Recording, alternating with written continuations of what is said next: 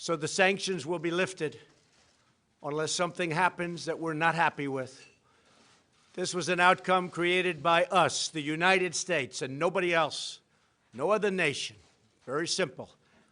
And we're willing to take blame, and we're also willing to take credit. This is something they've been trying to do for many, many decades. Since then, others have come out to help, and we welcome them to do so. Other countries have stepped forward. They want to help, and we think that's great.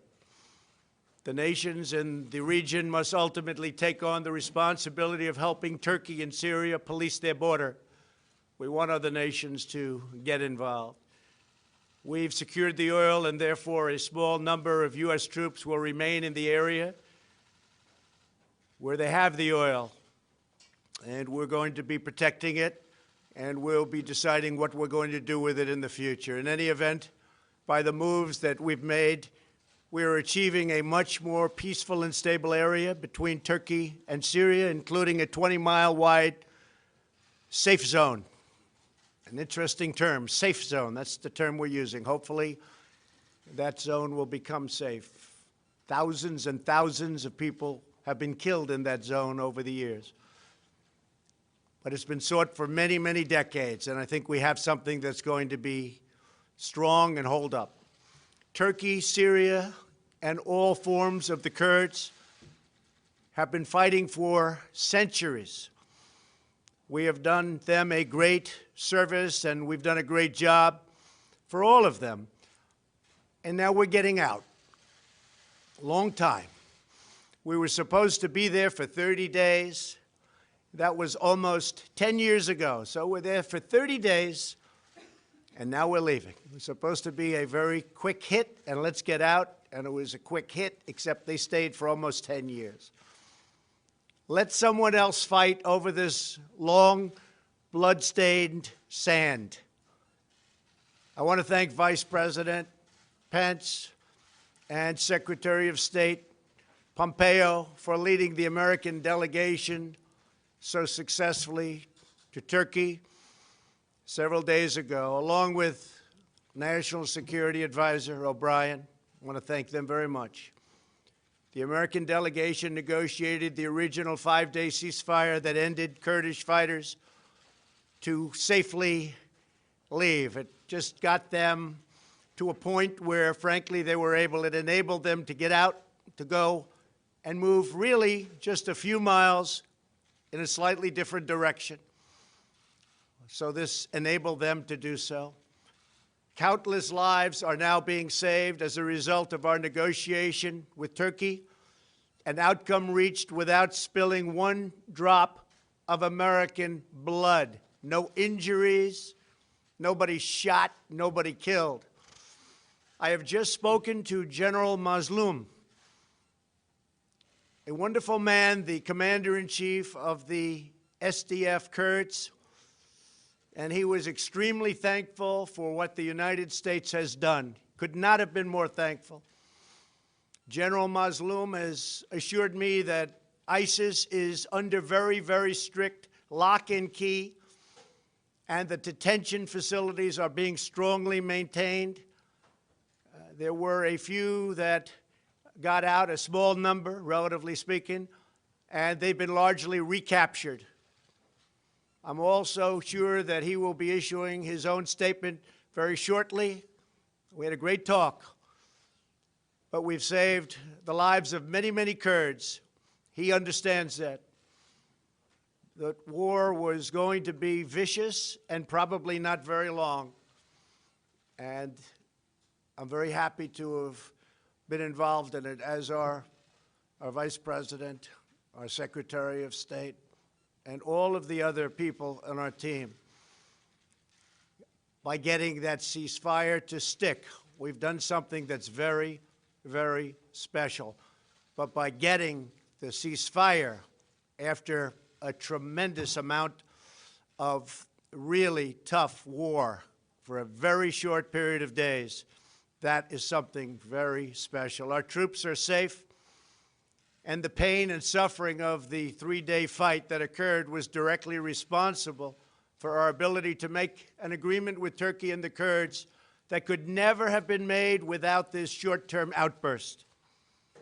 Should Turkey fail to honor its obligations, including the protection of religious and ethnic minorities, which I truly believe they will do, we reserve the right to reimpose crippling sanctions, including substantially increased tariffs on steel and all other products coming out of Turkey.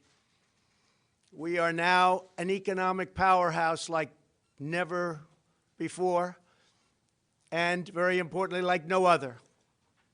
Our economic might is stronger than it's ever been, and our competitors are not doing very well. We also expect Turkey to abide by its commitment regarding ISIS as a backup to the Kurds watching over them. Should something happen, Turkey is there to grab them.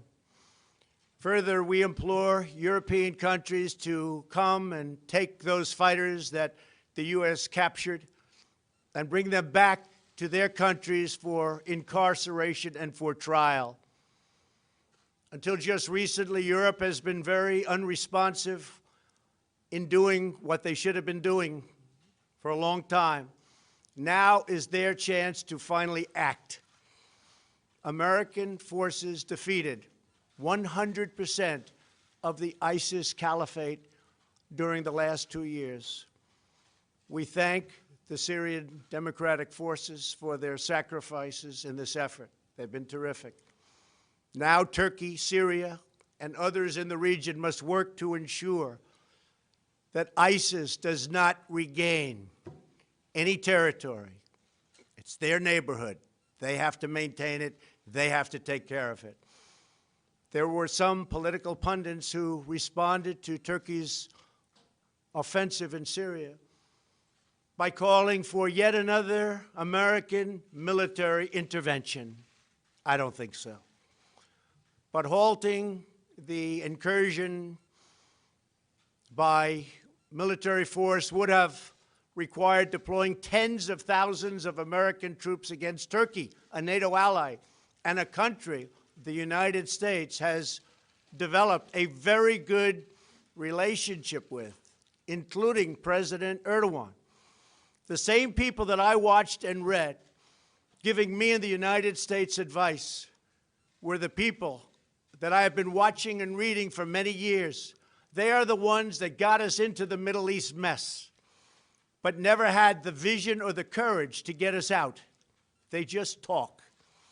How many Americans must die in the Middle East in the midst of these ancient sectarian and tribal conflicts? After all of the precious blood and treasure America has poured into the deserts of the Middle East, I am committed to pursuing a different course, one that leads to victory for America. Through much work, we have done things that everybody said couldn't be done. Today's announcement validates our course of action with Turkey that only a couple of weeks ago was scorned, and now people are saying, wow, what a great outcome. Congratulations. It's too early to me to be congratulated, but we've done a good job. We've saved a lot of lives. Most importantly, we have avoided another costly military intervention that could have led to disastrous, far-reaching consequences. Many thousands of people could have been killed. The last administration said Assad must go. They could have easily produced that outcome, but they didn't. In fact, they drew a very powerful red line in the sand. You all remember the red line in the sand when children were gassed and killed, but then did not honor their commitment as other children died in the same horrible manner. But I did honor my commitments with 58 Tomahawks. 8 long years after President Obama's ill-fated push at regime change, U.S. troops are still on the ground in Syria. More than 500,000 people are dead, hundreds of thousands are terribly injured, and millions more Syrians are displaced. it really is a nightmare of misery. Across the Middle East, we have seen anguish on a colossal scale. We have spent $8 trillion on wars in the Middle East, never really wanting to win those wars. But after all that money was spent and all those lives lost, the young men and women gravely wounded so many, the Middle East is less safe, less stable, and less secure than before these conflicts began. The same people pushing for these wars are often the ones demanding America open its doors to unlimited migration from war-torn regions, importing the terrorism and the threat of terrorism right to our own shores. But not anymore. My administration understands that immigration security is national security. As a candidate for president, I made clear that we needed a new approach to American foreign policy, one guided not by ideology, but by experience, history, and a realistic understanding of the world. We are building up America's military might like never before, investing $2.5 trillion since my election. But we will not be depleted. We will not happen again. It will not be allowed to happen again, where our military is depleted, fighting in areas of the world where we shouldn't be. When we commit American troops to battle, we must do so only when a vital national interest is at stake. And when we have a clear, objective, a plan for victory and a path out of conflict, that's what we have to have. We need a plan of victory. We will only win. Our whole basis has to be the right plan, and then we will only win. Nobody can beat us. Nobody can beat us. I want to again thank everyone on the American team who helped achieve the ceasefire in Syria, saved so many lives, along with President Erdogan of Turkey, a man I've gotten to know very well, and a man who loves his country. And in his mind, he's doing the right thing for his country. And we may be meeting in the very near future. I also want to thank General Mazloum for his understanding and for his great strength and for his incredible words today to me, but me just as a representative of the United States, because he knows that we saved tens of thousands of Kurds. And we're not talking in the long term, we're talking in the short term. We're talking something that was going on immediately and something, frankly, that was planned for a long time. The job of our military is not to police the world. Other nations must step up and do their fair share. That hasn't taken place. Today's breakthrough is a critical step in that direction. Thank you all very much, and God bless America. Thank you. Thank you.